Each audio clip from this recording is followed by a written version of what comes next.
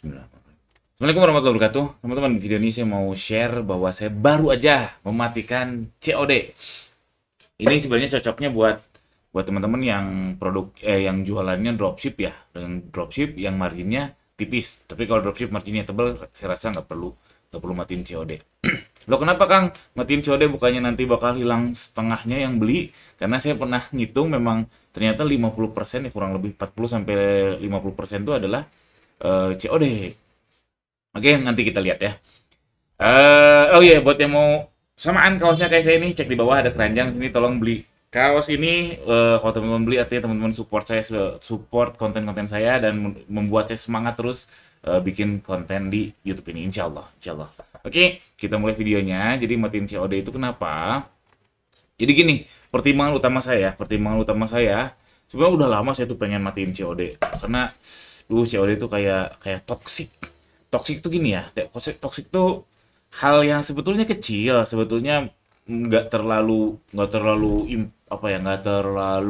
destruktif lah, nggak terlalu membuat bisnis jadi hancur, tapi membuat pikiran, membuat, ya itulah namanya toksik. Kayak toksik kan di kantor ya, yang toksik cuma satu orang, tapi dia meracuni yang lain. Padahal tadinya kecil, tapi ngebuat yang lain meracuni. Ya itulah namanya toksik. Jadi buat saya COD itu toxic sih. Nah ini pertimbangan utama saya kenapa saya sekitar 2 minggu ke belakang lah saya matiin COD. Jadi gini contoh nih ya. Misalkan kita punya 100 pesanan nih. Punya 100 pesanan, kita urutin 1 sampai 100 nih. 1 sampai 100. Nah data saya itu 3% tuh RTS. Jadi ya pesanan ke 98 sampai 100 tuh RTS. Alias return to seller. Alias entah nggak ketemu alamatnya, nggak jadi bayar, dan lain sebagainya. Jadi 3% RTS data saya rata-rata. Dari setengahnya ini, 50% dari 3% ini adalah hilang. Hilang. Ini di kasus saya ya, di kasus saya karena saya dropship, gudangnya bukan di tempat saya, dan supplier saya itu memang gudangnya gede banget. Gudangnya gede banget ya, paket saya recehan satu dua mah nggak dihitung, nggak dicari. Jadi sepengalaman saya dengan kasus yang saya ini, dari 100 pesanan, 3 itu hilang. Sorry, 3 itu RTS dan satu itu hilang. Satu itu hilang entah kemana. Udah follow up sana, follow up sini, hilang aja. Nah, kalau kalau kayak gitu, kalau data ini konsisten, dan di saya sih kayak gitu ya, konsisten. Bayangin nih, ini misalkan katakanlah dua lah, dua yang RTS, satu yang hilang. Jadi saya punya 98 pesanan yang selesai. Katakanlah ini angka real saya sih sebetulnya. Angka real saya itu sekitar rata-rata tuh 3.000 perak bersih, untung setelah iklan ya. Untung minus iklan. Iklan 3.000 perak per pesanan. Angka saya kecil banget. Tapi ini setelah iklan ya. Setelah admin fee, setelah iklan 3.000 perak. Lalu tiba-tiba ada satu yang hilang. Satu hilang. Kalau hilang itu alias retro terus hilang, saya sudah bayar ke supplier. Saya sudah bayar ke supplier. Jadi resikonya di saya kalau hilang. Jadinya dikurangi 100.000, saya rugi 100.000. Misalkan HPP-nya 100.000, HPP saya 100.000, berarti 98 kali 3.000 itu 294.000, langsung dikurangin 100.000.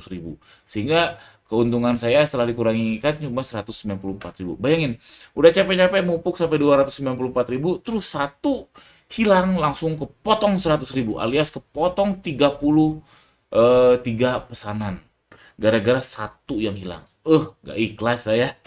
Saya nggak, apa ya, rasanya nggak ikhlas aja, nggak ikhlas gara-gara satu yang RTS dan entah kemana. 33 pesanan yang capek memupuk order, memupuk keuntungan itu, iklannya dan sebagainya, langsung terpangkas. Hilang. Ini pun kalau untung, karena ini kan 3.000 ini rata-rata ya, rata-rata angka saya ya. Kadang ada yang boncos, minggu-minggu yang boncos, per pesanannya juga minus, dan seterusnya. Cuma rata-rata di 3.000 perak, untung kotor dikurangi iklan.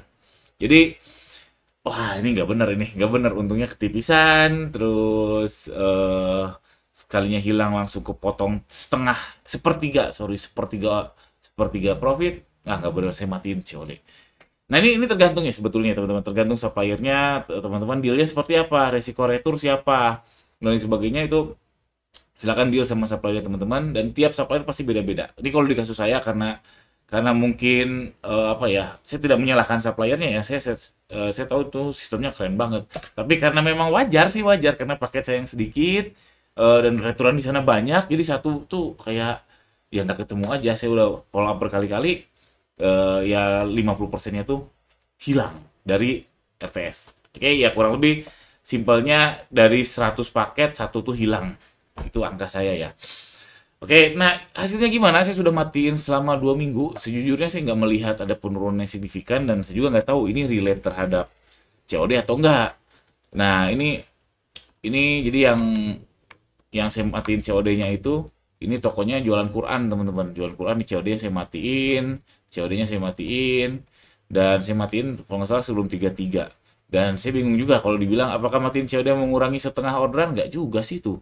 Eh, nggak turun, ya tetap naik sih di di 11 ya, nih 11 di 33 tetap naik.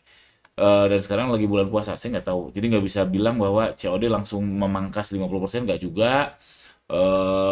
Mungkin karena momen lebaran juga ya, nggak bisa dijawab pasti sih, cuman ya saya sejauh ini belum ada niatan untuk mengaktifkan lagi COD, karena tadi yang paling utama, saya nggak ikhlas ketika satu yang hilang memangkas 30% profit saya, nggak ikhlas.